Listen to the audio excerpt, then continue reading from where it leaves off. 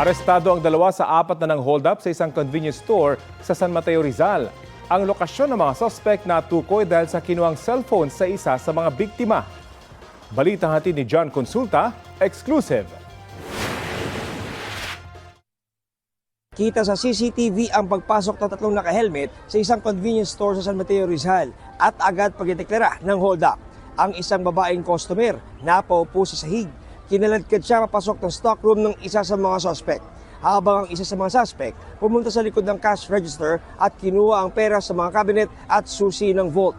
Maya-maya pa, dumiretso na sa stockroom ang mga suspect at nilimas ang laman ng vault.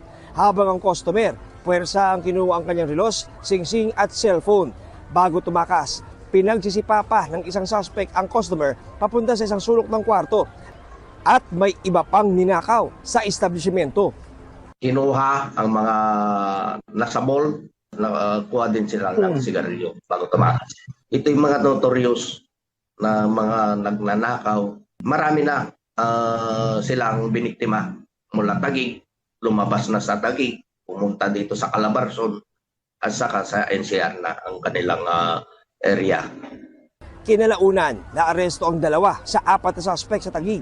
Na-recover sa kanila ang mga suot na helmet at damit ng mga hold-up. Nahulihan din sila ng baril at granada. May plano pa umunong mang hold-up ang grupo sa Taguig, pero nasundan sila dahil sa cellphone na kinuha sa isang biktima. Ang isang cellphone na nakuha ay may tracking device.